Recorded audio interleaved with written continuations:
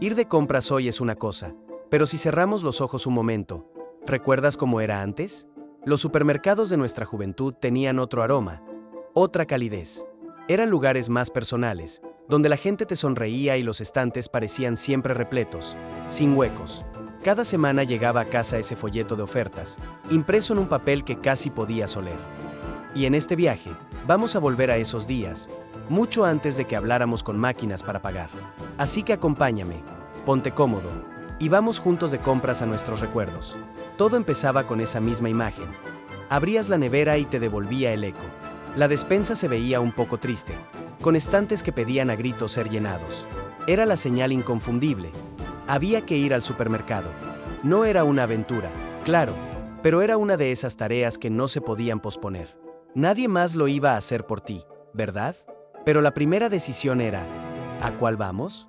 ¿El que tiene la mejor carne o el de las ofertas en conservas?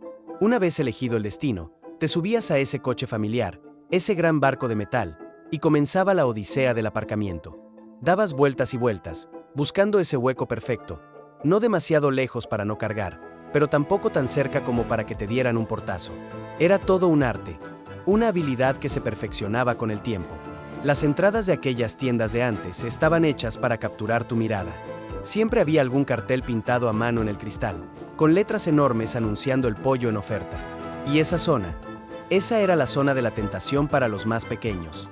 Allí estaban el cohete mecánico que pedía una moneda para viajar a la luna, y esas máquinas de chicles de colores brillantes.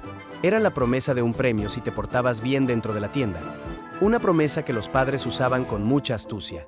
Y los carritos, ¿te acuerdas de cómo eran?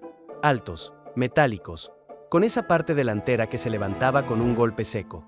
Los niños se metían debajo, en ese hueco perfecto para ellos, y disfrutaban del viaje como si fuera un parque de atracciones. Era su pequeño escondite secreto. Al entrar, el aire era distinto. Olía a limpio, a pan recién hecho y a familiaridad, porque allí te conocían. El gerente te saludaba por tu apellido.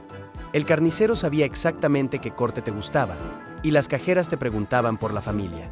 Era una comunidad, no solo un negocio. Las tiendas por dentro se sentían diferentes, más auténticas.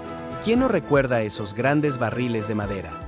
Podías hundir la mano en los cacahuetes o las legumbres secas. Era una sensación maravillosa.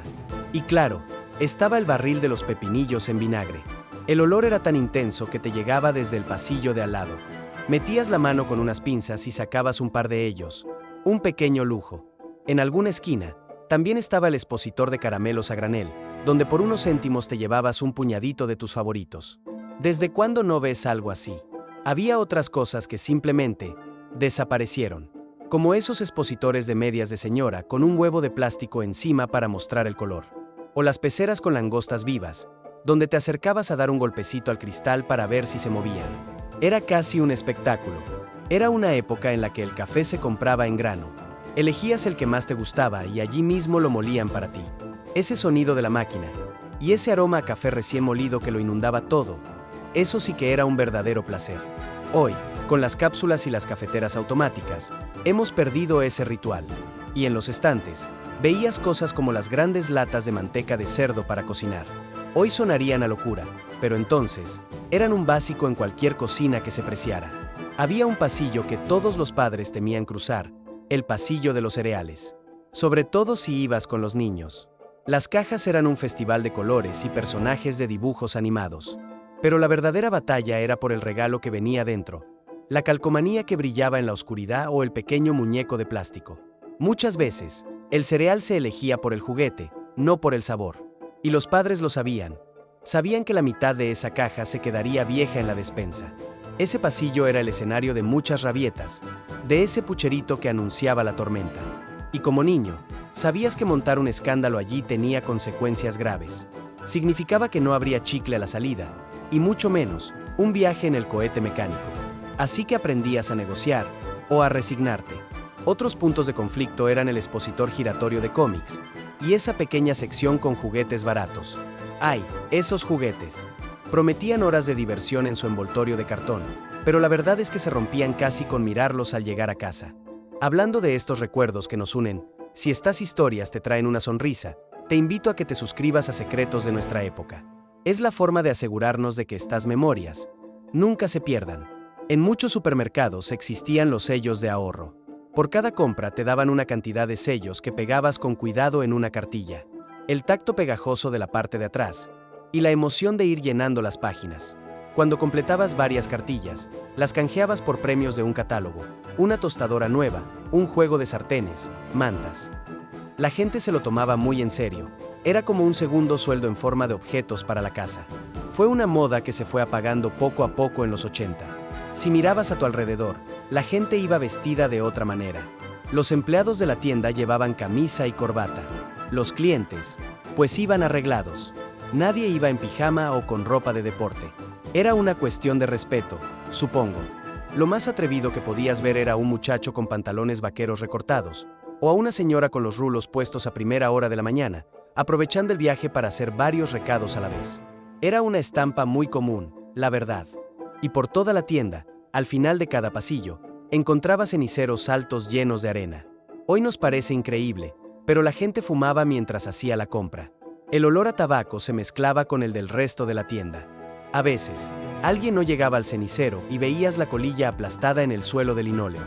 Tu carrito se tropezaba con ella, y de vez en cuando, veías esas pequeñas marcas de quemaduras marrones en el suelo blanco. Eran otros tiempos, sin duda. Muchos productos, o al menos así lo sentimos, eran mejores. Por ejemplo, ese pastelito de chocolate envuelto individualmente en papel de plata. Parecía que el envoltorio lo hacía saber más fresco, más especial. Y si no molías tu propio café, comprabas una de esas latas de metal de Saimasa o Marsilla. El café parecía conservarse mejor que en las bolsas de ahora. Y esas latas eran un tesoro. En el garaje servían para guardar tornillos, clavos. Todo tenía su lugar en una lata de café reutilizada. Al coger cualquier producto, notabas algo que hoy ya no existe. El precio estaba marcado en cada artículo. El trabajo de alguien era ir con una pistola de precios, haciendo ese sonido característico, clac clac, y pegando una pequeña etiqueta en cada lata, en cada caja. Era más fácil para ti saber el coste, y también para la cajera. No había que buscar el precio en la estantería. Estaba ahí mismo, en tu mano. Además, casi todo venía en envases de vidrio. El ketchup, la mayonesa, la mostaza. No había botellas de plástico que se pudieran apretar. Todo era cristal pesado y sólido. Y eso nos hacía más ingeniosos. ¿Quién no ha echado un chorrito de agua en la botella de tomate frito para aprovechar hasta la última gota? Esos frascos de cristal luego tenían 1000 vidas en casa. Servían para guardar las sobras, para beber agua, o para que los niños crearan su propio ecosistema de bichos. No había nada como coger un tarro de mayonesa vacío en una noche de verano y llenarlo de luciérnagas, para ver su luz parpadeante junto a la cama.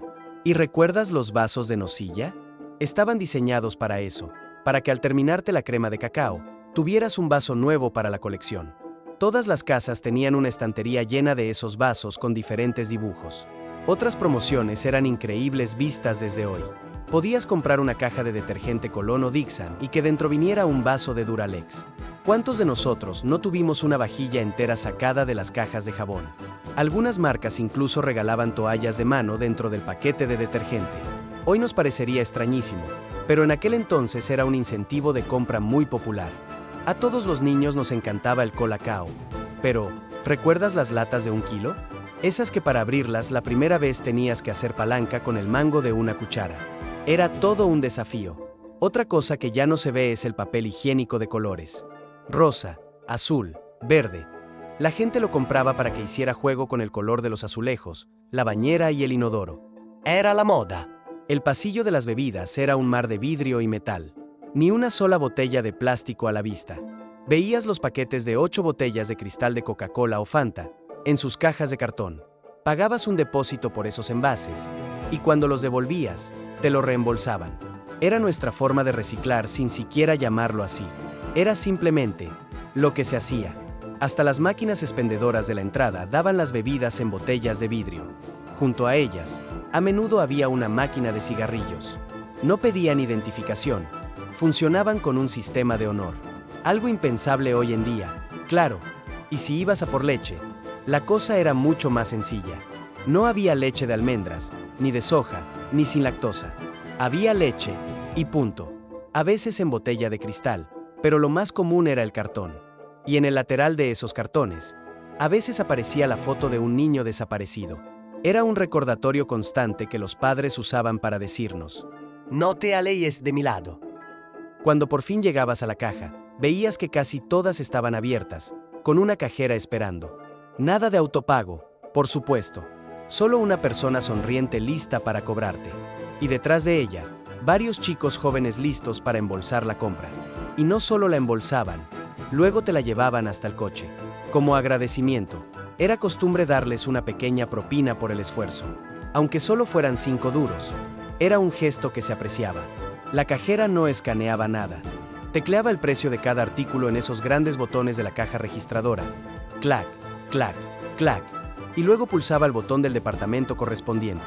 Carne, lácteos, limpieza. Cada uno tenía su tecla. Y eran increíblemente rápidas. Tenían los precios memorizados. Aún así, siempre era buena idea revisar el ticket por si acaso. Mientras ella trabajaba, tu mirada se desviaba al expositor de revistas y veías el teleprograma. Casi se te olvida. Era una compra esencial para planificar la semana. ¿Te has fijado en algo más? Nadie te preguntaba: ¿papel o plástico? La única opción eran las bolsas de papel marrón. Grandes, resistentes, y que a veces se rompían si la compra pesaba demasiado. Cuando la cajera terminaba, llegaba tu gran momento: sacar ese fajo de cupones de descuento que habías recortado con esmero. Después, tocaba pagar, en efectivo, con un talón o con tarjeta de crédito. Las tarjetas de débito aún no existían. Si pagabas en efectivo, la cajera te devolvía el cambio contándolo moneda a moneda. Si pagabas con un cheque, te pedían el carnet de identidad y apuntaban el número. A veces, si el importe era alto, tenían que llamar al gerente para que diera su aprobación. Y si usabas tarjeta de crédito, sacaban esa máquina manual. Ponían tu tarjeta, un papel de calco encima, y pasaban la plancha por encima con un movimiento rápido. Chas, chas. Firmabas la copia, y listo. Bueno, casi listo. Aún quedaba una promesa por cumplir.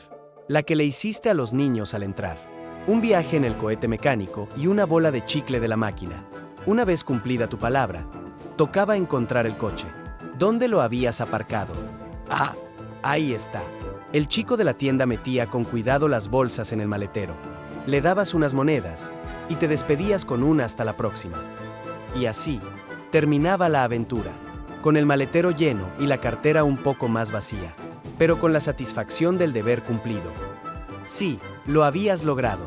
Las compras estaban hechas, al menos, hasta la semana que viene, o hasta que te dieras cuenta de que habías olvidado la sal. ¿Qué es lo que más extrañas de aquellos supermercados? Cuéntame en los comentarios cuál era ese producto, ese olor o ese sonido que se te quedó grabado para siempre. Si te ha gustado este viaje, no olvides suscribirte a Secretos de Nuestra Época, para que sigamos recordando juntos.